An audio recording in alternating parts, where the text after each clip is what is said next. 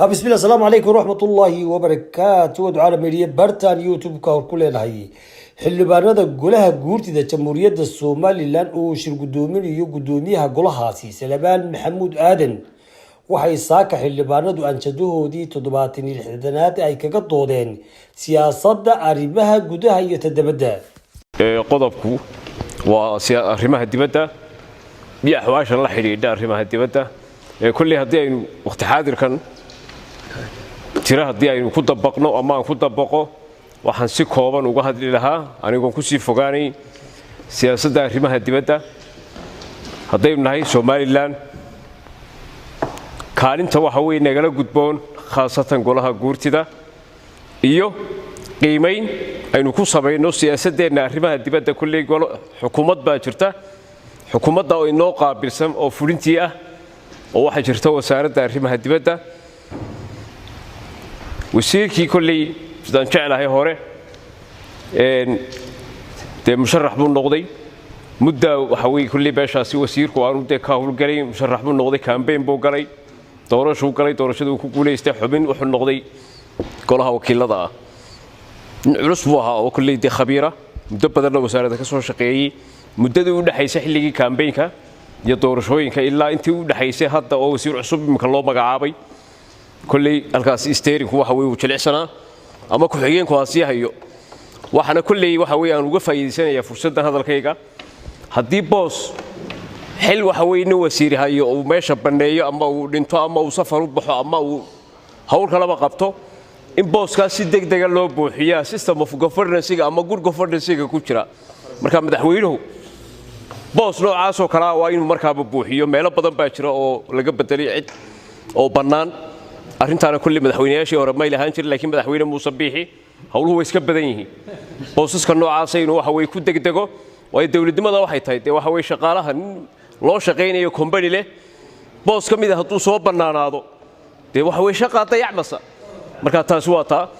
ta labaad waxaan oran lahaa siyaasadda arrimaha dibadda horena waan u sheegay waa in lagu kabo kulli waxba inaga maqan still there is no legal just government marnihi wali aqoonsi ma hayno aqoonsi kii rabi waynu haynaa laakiin waxba inaga maqan weyn waa in lagu kabo horena waxa way dhowr jeer baan fikirka u soo jeediyay imka aan uga faa'iideysanayaa اعتراف رادين كوجود عالمية أو اعتراف رادينا ودمان هذين نهاي قرياشي قركة إذا قرت إذا يوكيل هذا قراء حكومته أخيار باوضة كنيليه وأي وسارة الآن لوجودين وسير كيو وسير كحيين كيو أجاسمة هي حبناها وسارة هوشا يضع صوبته أو حوين بين نجم مقام بعد يقوب وين لوجرو أرنتا أكتيفيتي بدو حقائق قاطو كهول جرا Somaliland iska waxa way jaaliyadaha ee jooga adduunka jooga kuwaas matala oo mutadawiciina oo hab tabarucaada uga hawl gala qadiyada Somaliland xiliyada wariga munaasabaduhu jiraan sida 18 May 26 June marka sidaa daraadeed waxaan oran lahaa marbar ba campaign caalami la galaa qaranka oo dhan barnaamij waa in la sameeyo اعتراف raadina oo laga wada qayb qaato oo account leh oo wasaaradda arrimaha gudaha lagu kabayo taasina waxay ku xiran tahay hadba xukuumadda jirta talooyinka loo soo jeediyo sida ay u qaadato madaxweynuhuna kulli waxa weey arrinta iyada wanidee dareen iyo garashaba u leh laakiin naga soo jeedin iyo waxa loo baahan yahay talooyinka muhiimka ah ayaan gudbino okay siyaasadda arrimaha dibadda haddaan eegoon qiimeeyo marxaladda aynu ku sugannahay runtii siyaasadda arrimaha dibadda aad baynu uga dhaawacnay gudaha oo kale iyo waddanka gudihiisa hawluhu way fiican yihiin amni baa jira laakiin arrimaha dibadda waynu ka indhaxiranahay loobana baahna adduunka imika waxa way sidoo hore ma aha duruufo badan baa soo kordhay khaasatan wadamadii aynu xiriirka dhow lahayn sida Ethiopia oo kale isbedelaha waxa ka jira dagaalada ka socda runtii waxa way waa wadan jaarkeena Ilaahay waxaan leenahay Allah ka qaboojiyo waa meesha kaliya waxa way inoo furan siyaasadda arrimaha dibadeed markay noqoto meelo badan baynu xafiisyo ku leenahay oo kamid ah Afrika iyo Asia marka kulli waxaan filayaa wax si dhaca mooyaan wax soo kordha ma jiro siyaasadda arrimaha dibadda xilli baa jireysay South Africa iqbaal nin la yiraahdo joogi jiray waqti aan meesha tagay adsaba tagay oo aan doonay South Africa inaan tago waqtiga kulli aaba xanuunsadon geeyay adsaba xafiiska si rasmi xilliyada u shaqeynay waqtigii daahir yaalawi waxa kale oo shaqeynay Malaysia xafiiska Malaysia xafiisyo badan baa soo kordhay imaka marka aan qiimeeyo wax sii dhaca mooyaan wax soo kordhaa ma jiro taasina waxa weeye waa gaabis badan oo yimid inagoo ka wada hawlgalana haddaynu nahay golayaasha qaranka iyo xukuumaddiiba waa in siyaasadda arrimaha dibadda wax badan la xoojiyo waxa weeye dadkeennu waxay u baahan yihiin in loo hawlgalo arrimaha dibadda markay noqoto dad badan oo Soomaaliland dirisa oo ku dayacan ama ku dhiban baa jira wadamada waxa weeye geeska Afrika iyo guud ahaan Afrika iyo Aasiya dhibaato hadday timaado macnaha waxa weeye mujtamaca waxa ka mas'uula cid kullukum mas'uul kullukum raaci wa kullukum mas'uul an ra'iyatihi wa in xiriirka caalamiga aynu runtii noqono dad waxa weeye maxaan ku radaa u soo jeeda wax badan oo talabaad inaga maqan baa jiro horumar aynu ku gaari lahayn wadamo aynu calaaqaad iyo xiriir la yeelan lahayn baa jiro oo aynu ka gaabinay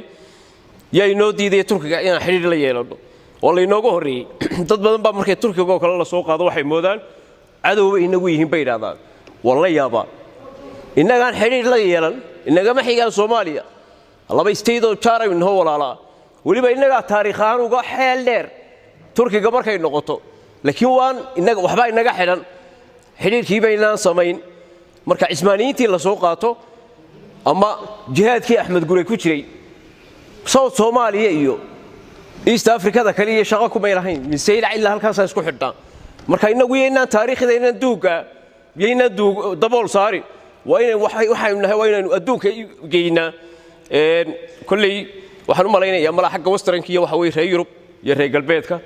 aynu u yar sacbatuna waa inaga luqadooda ku hadlana laakiin dad waxaynu nahay muslimnimada ku abtirsada waxaan leeyahay xagga nabiga loo noqdo maca nabiga safka nabiga wadamada muslimiinta xiriir aan la yeelano gaar ahaan aan soo dhaweyno oo sheegaya kala xadeynta gobolada iyo degmooyinka waxaan leeyahay taas xildhibaankii ugu horeeyay sidii uu ka hadlay wax loo baahan yahay horta marka hore waxa loo baahayna waxay u baahan yihiin in la hirgeliyo waxaan u malaynayaa maanta kala xadeynta gobolada iyo degmooyinka horta intaan qiimeynba la gaadhin marka hore saddex marxaladood bay soo mareen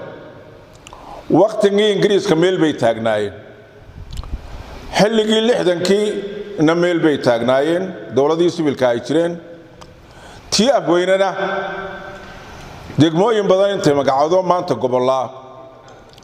iyaguna meel bay taagnaayeen innaguna waxaynu keennay intii dambe ilaa 1990kii inaynu goboladiiba wixii intaynu ka bedelo hab qabyaaladeed ku sameeyno waxna ballaadhino waxna soo koobno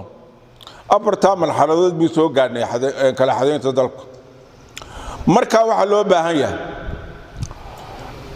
xildhibaankii ugu horeeyay sidoo uu sheegay degmooyin badan baa la magacaabay degmadana waxa loo eegi karaa baaxadda ay ku fadhido shacabka ku nool waxa ka soo bixi kara halkaan ku daro cashuurta dalka way urursanta degmooyinku 12 mitir wax ka badan 12 kilomitir wax ka badan ma xukumaan badankooda qaar 50,000 oo qof ku nool yihiin ama ka food galaan ayaan 12 kilomitir wax ka badan ba xukumin cashuurna qaadin dalkuna uu baahan yahay in unaguna u baarlamaan nahayo aynu inagu sharcigii gacanta ugu haynaa waxa loo baahan yahay kala xadeynta inaynu sifo sharci oo marro wasiirka daaqiliga ku shaqo leh xeer baa sheegaya dastuurka sheegaya wadadiisu way furanta laakiin waxa loo baahan yahay inaynu inagu dabagal ku sameeyno oo wixii qaadi kara degmana ama cashuur ha noqoto ama dadka ku nool ha noqoto ama intay ku fadhida ha noqotee laga dhigo degmooyin wixii aan qaadi karina meesha laga saaro way kharash baa ku baxaya taas waynu u baahanaa waxay haddaba tahay qodobka waxaan leeyahay shirgudoonku hadaa tihiin dee xigmadan aynu ku hadlaynaa inay meel martaabaa u baahanta waxaan leenahay sifo sharciya taa u marro qodobka aan sharciyeyno food u qaadno dabeedna wasaaradda daaqiliga oo gudubno ilaan habbaa lagu socdaa wax lagu kordhiyaa wax ku socdaane hab aan u marro oo aan dabeedna sidaa ku socotiina arrinta laakiin haddaynu hadallo aynu halkii ku dhaafno wax naafac ay leedahay ma jirto maantana waa wax loo baahan yahay taa intaasaan kala tegey dadka soo galeetiga aan sharciga haysan dalkana ku badan oo qodobka labaad waxay la tahay taas aad baa dhibaato inoogu hayaan ayaama dhawayd waxa la sheegaya qaar dollar sameynaya in la qabtay shalay 2 saacadood baanu ilaa halkan ilaa New Hargeysa ku sii jiray waxba la baadhay waxba jira waxaad moodaa inay sidii hore arintu ka duwantay waxaan la baadhaya ama soo galayaan oo wax dalka ku cadowa xuduudiina way furan yihiin iyagoo aad u fara badan taana waxaan leeyahay sharci baa jira sharciga ha loo raaco dadkan faraha badan ee soo galaya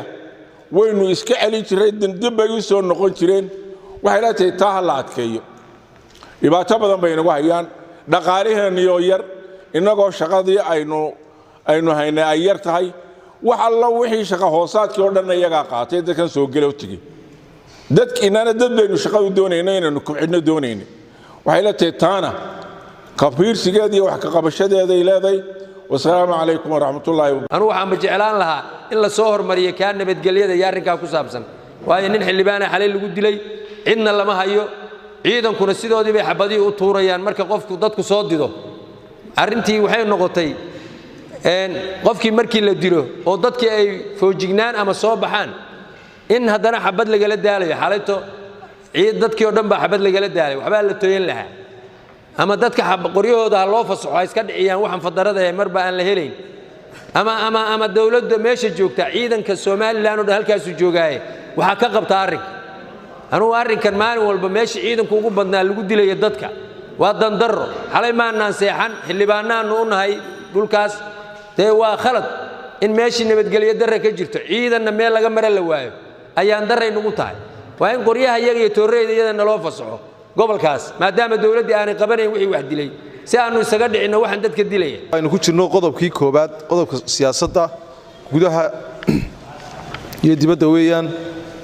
هذان كهالله جودها وحكو قرن كلا حدين تا قبل الله ذي يدقمويك. سين الله سبحانه مدنيال وحنسليه هاي كلا حدين تا قبل الله ذي يدقموينكو. waxay inooga baahan yihiin waxay ku cad yihiin xeer lambar 23 goboladii degmooyinkii ku cad yihiin de waa xeer aynu dhaqan galay oo shaqaynaya dabagal baa si la inooga baahan yahay haddaan ku horeeyo qodobkiisa 7 xeer lambar 23 xeerka goboladii degmooyinka qodobka 7 wuxuu sheegayaa isagu kala xadeyn wuxuu sheegayaa shuruudaha lagu magacaabi karo degmo iyo gobol haddii sidaa loo eego degmooyinka la magacaabaya iyo goboladuba wuxuu leeyahay 4 tiir baa la raacay 4 farqadood ta koobaad waxay leedahay baaxadda dhulka ay ku fadhido ayay degmo ku noqonaysaa 2 miisaanka iyo baaxadda dadweynaha deegaanka ku nool ayaa lagu qiimeynayaa 3 wax soo saarkeeda iyo khayraadkeeda dabiiciga ah ee ay leedahay degmadu 4 inay isku filaansho iyo hanashada adeegyada arrimaha bulshada waa inay degmadu hanan kartaa 60% ayaa ku qoran marka ugu horeysa shuruudaha waxaan is leeyahay qodobkaasi imika sidaynu degmooyinka u magacawnaa de wax waafaqsan ma aha looma eego haddii se laga yimaado oo aynu ka nimaadno taa qodobada waxa cadeynaya qodobka 12aad ee xeer lambar 23 isaguna wuxuu sheegayaa qiimeynta iyo darajo ka bedelidda ama darajo dalacsiinteedu waxay ku mutaysan kartaa darajo bedelid oo noqon karta in la dalacsiiyo ama hoos loo dhigo waa marka la qiimeeyo iyadoo laga duulayo qodobka dastuuriga ah ee 109 ee dastuurka iyo qodobka 7 ee xeerkan kan aynu akhriyeynay iyaduna waxa weeyaan ka daba tag iyo qiimeyntooda marka hore marka dabeetanaad la eego shuruudihii lagu magacaabayay muwaafaqsan yihiin degmooyinka inoo jira haddii de ay yimaadaan siyaasad ay ku abuurmeenna in maanta la qiimeeyaabay u baahan tahay intaan kala xadeynta horta loo dhaqaaqin marka la qiimeeyo waxa ku soo baxaya in dabeetana qodobka saddexaad oo ah qodobka saddexaad oo ka 13aad oo xeerka ku jira ayaa wuxuu sheegayaa kala xadaynta markaa sida halkan inoogu jirta waxa la inooga baahan yahay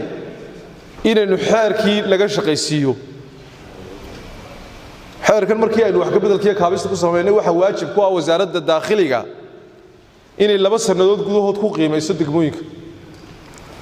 marka waa dabagal inaynu inaguna adkayna taas sidii sharciga loo fulin lahaa ee inta jirtana loo qiimeyn lahaa marka la qiimeeyo wixii u qalmana degmo noqoto wixii u qalmi waayana markaa ay ka baxda meesha tii markaa darajada ay joogto darajo ka sarreysa u qalanto gaadhaana in la dilacsiiyo marka taa intaasaan leeyahay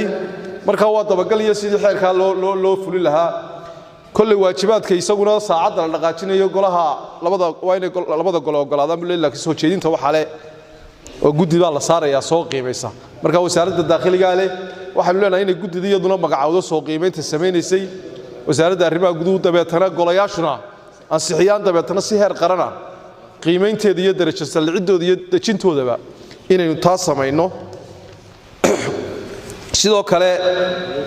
waxa kale oo inagu jira halkan wax ka qabashada dadka soo galeytiga siyaabo badan bay u soo galaan dadiyowga faraha badan ee maanta wadanka jooga waxaan isleeyahay inta ugu yar ayaa la oran karaa wax aan sharci ahaan ku jirin dadka ayna dhaafaya soconaya mooyaane inta u badan ee maanta Soomaaliland joogta ee ajaanibi ama hay'adaha siiya deganaashiyo oo gacanteennaba kuma jiraan ama waatade ilaa Ethiopia-ka waata meel wax lagu siiyaayo hay'adda barakacayaasha iyo halkaas lagu quudiyaa wali hay'adaha caalamiga iyo Soomaaliland looma qorsheynin inay meel gaar ah dadkaasi loo aqoonsado dad qaxoontiya oo sidii qaxoonti looga yeeli jiray loo yeelo inta meel la dajiyo iyagana lagu ilaaliyo noloshoodana lagu ilaaliyo ammaankeena aan ku ilaashano marka waxaan isleeyahay waa culays badan oo ina saaran oo u baahan in wax ka qabato tusaale ahaan imika hadda aragto shariicadeena imika dunuubba bay nagu socoto waxaad arkaysaa in imika nagu soo baxeen dhaqamo caruurtii yaryarayd 6 subaxnimo ilaa 2 ama 3 duhurnimo waxaad arkaysaa iyadoo wadooyinka ay la taagan yihiin oo bahala lagu riixayo oo caruurtaasi iyagii lagu dawarsanayo marka taa lafteedu cuqubay nagu tahay waxa kale oo arkaysaa inay meelayaasha halbowlayaasha wax waliba ay ku soo gaban karaan meeliba meeshii ka halbowlaysan tahay baa dadkaasi istubayaan u taagin marka waxaynu u baahannahay inaynu dadkaasi iska basrino oo aynu dawlad iyo shacabba iska rab taagno qodobka intaasaan oranayaa qodobka labaad la socodka xaaladda ka soo kordhay geeska sidoo kale waxaan doonayaa inaan 2 kelmadood ka idhaahdo dastuurka qaranka jamhuuriyadda Soomaaliland qodobka 10aad ee dastuurkeenu wuxuu sheegayaa xiriirka dibadda farqadda shanaadna waxay noo fasiraysaa Soomaaliland waxay ku dadaalaysaa inay colaadaha taagan ee dhex ooli jiray dalalka geeska Afrika lagu bedelo is-afgarad iyo isu soo dhawaasho sidoo kale farqadda afraad ee dastuurku waxay Soomaaliland aaminsan tahay in khilaafaadka siyaasiga ah ee abuurma lagu xalliyo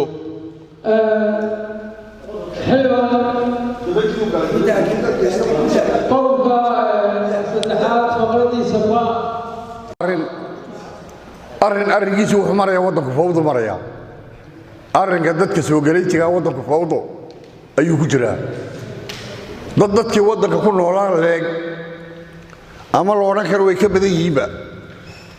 ee waddanka ku jira nuuc walba leh arrin la eegan kara maaha anuu aragtideeda arrin la eegan karo ma aha oo waa arrin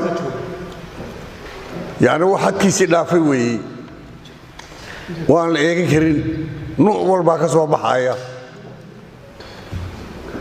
qaar baa jira baa leeyahay imka dhulka qaarkii aanay dadkii baabuurta maydhi jiray iyo magaalada marka la eego meelaha jira la tilmaamayo la leeyahay uma ogolo dad kale in cid kale baabuurta maydhayo ma ogolo iyagaaba koleynaya la leeyahay ku dilayaba oo ogolaanayn bakii muwaadinka waddanka u dhashay inuu wax ka qabsado arrinka waan keenay waxaan leeyahay arrin la eegan kara maaha waa in tallaabo degdeg laga qaado tan kale ee gobollada iyo degmooyinka laga hadlayay oo madaarsaha ugu dambeeyay runtii isaga runta ka sheegay oo cad yahay mana yara gobollada iyo degmooyinka u maahine institution badan baa jira oo shaqeeya oo jira oo aan dastuurka waafaqsanayn dastuurkuna waa qaanuunka waddankeena ka ugu sarreeya weeye kitaabka qur-aanka iyo munasalka mooyaane shuruucda waa ka ugu sarreeya weeye in la dhowro waa loo baahan yahay oo degmooyinkan iyo gobolladan xadkii ka baxay iyo aan la qiyaasi karayn qaar baa jira 7 kilomitir isku jira 10 kilomitir iyo oo tuulaba lahayn oo tuulo ay xukunto iyadoo hoos timaadaba lahayn arrinkan waxa weeyaan dib in loogu noqdo weeyaanoo dastuurka la waafajiyo sidii uu sheegayay badaniga horreeyay waxaan akidayaa oon aad mar labaad ku celinayaa oon aad mar saddexaad ku celinayaa arrinka dadka soo galaytiga ah eegasho male arrinkaasi arrin la eegan karo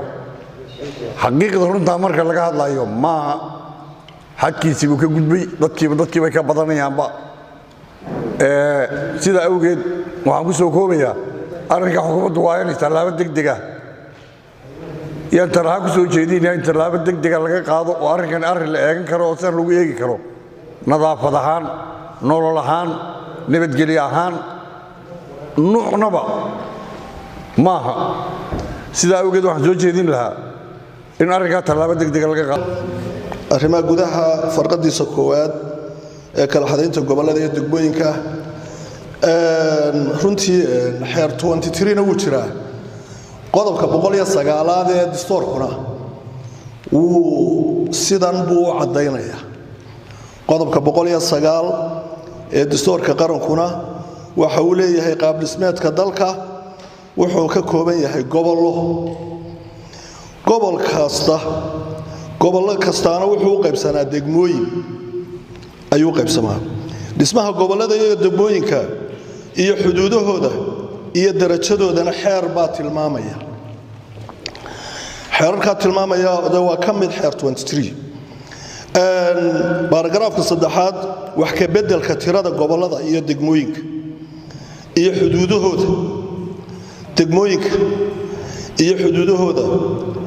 iyada oo sababaysan waxa soo jeedinaya golaha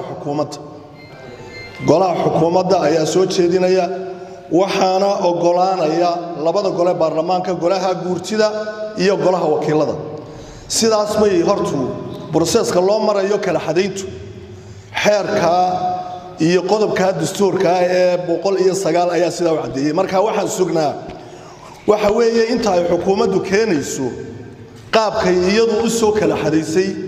gobollada iyo degmooyinka iyo darajooyinkoodii laanaha sida qodobka cadaynayo hada wasaaradda xukuumadda golaha xukuumadda dastuurku wuxuu qorayaa golaha xukuumadda isaga daa awood u leh laanaha gobol wal iyo degmo kastaba xukuumaddu way joogtaa isuduwaal baa jooga booliskii baa jooga wasaaradda arrimaha gudaha jooga barasaabadii baa jooga isoo si bal iyaga way u fududahay inay intay ka soo shaqeeyaan ay golayaasha baarlamaanka u soo gudbiyaan si markaa ay loo ansixiyo qodobka 9aad qodobka 112 dastuurka intuba isla farqadan uun bay ka hadlayaan oo ay sii sharaxayaan oo sii cadeynayaan isla baaragraafkan ku jira qodobkan ee ku jira xeer ajandaha inma ka hadlayno iyo kala xadayntii intuba intaasoo qodoba dastuurkuba ay ka hadlayaan marka waxay la tahay inaynu markaa ku dhiirigelino inay golaha xukuumaddu inay hawsha intay soo qabtaan oo soo kala xadeeyaan gobolladii degmooyinka darajooyin u soo kala sameeyaan soo qiimeeyaan dabeetana ay baarlamaanka labada gole ay hor keenaan inaan taa ku dhiirigelino ayaan horta intaas ayaan ku soo gabagabeynayaa taa qodobka kale ee soo galeetiga bilaa sharciga waddanka ku imanaya run ahaantii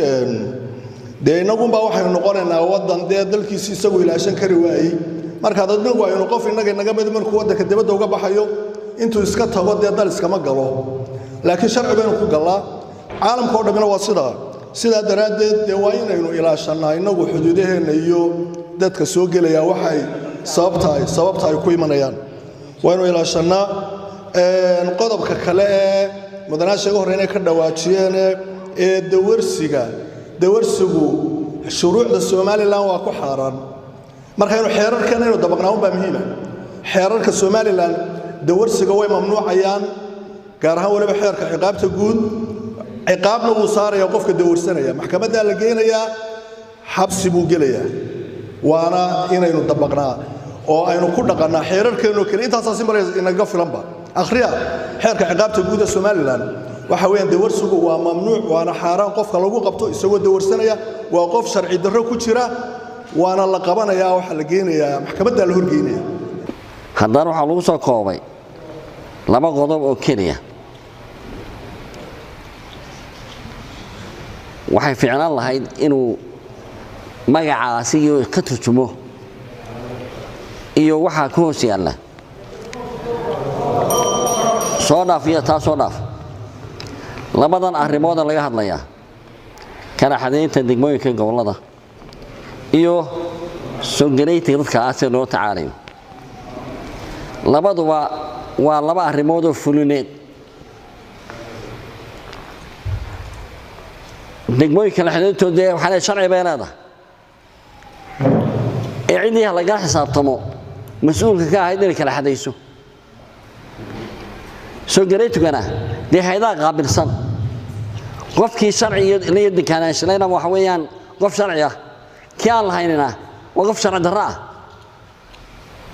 arrinta yar ma garanaysa marka wixii aan sharci lahayn dee dalka laga saaro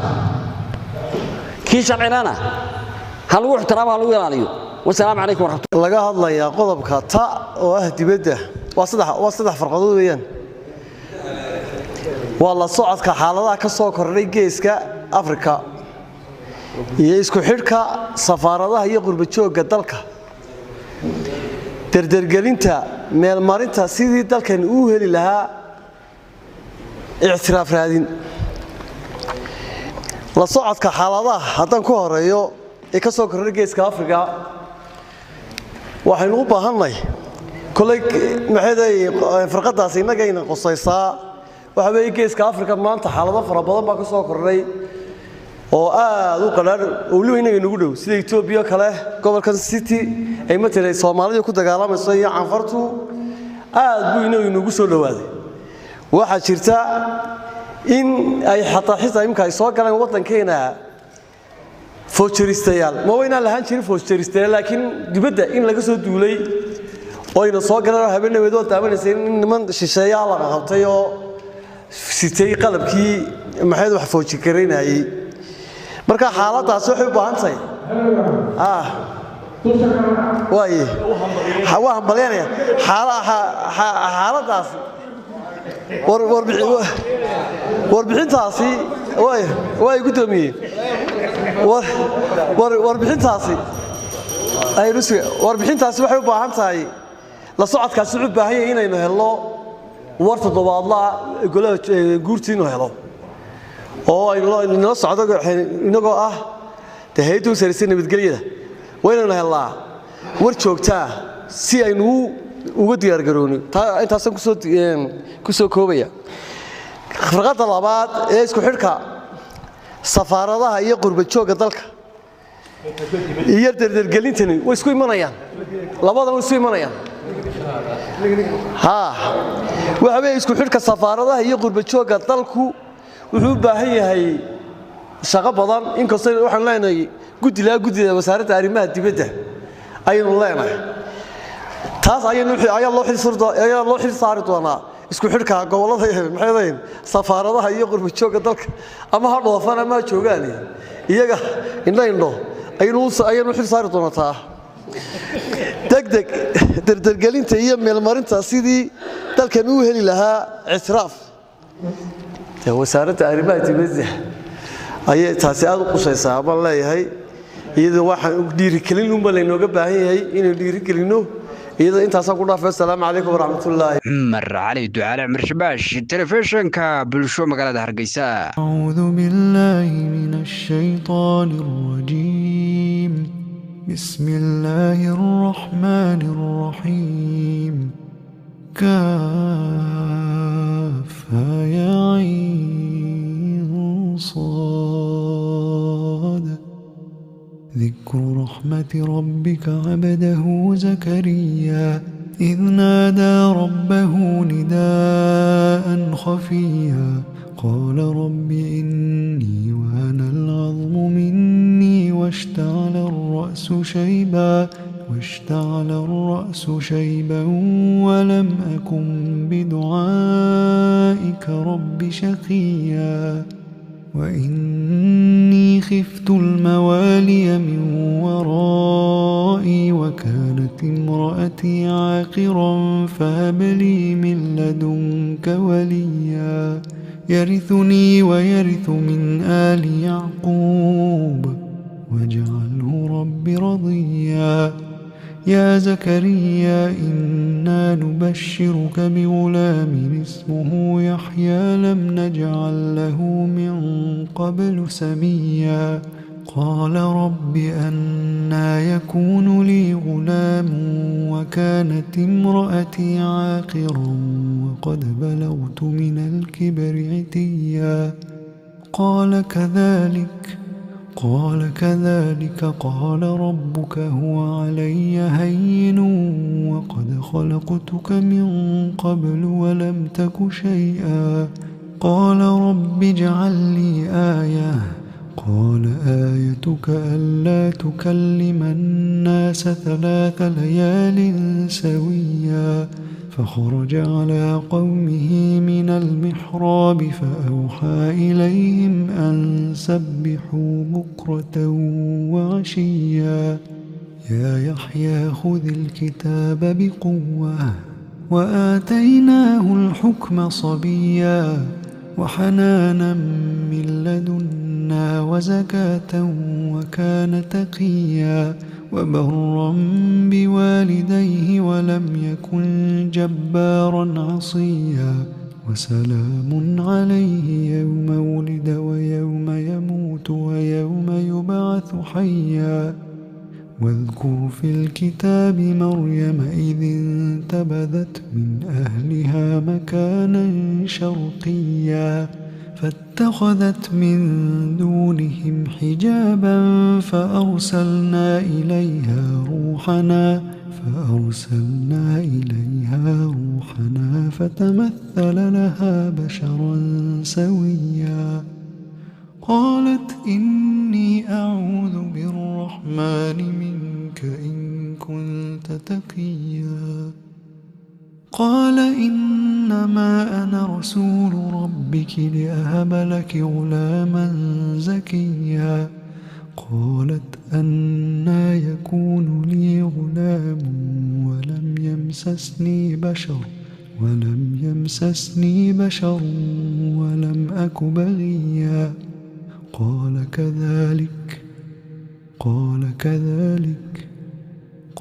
كذلك قال ربك هو علي هين ولنجعله آية للناس ورحمة منا وكان أمرا مقضيا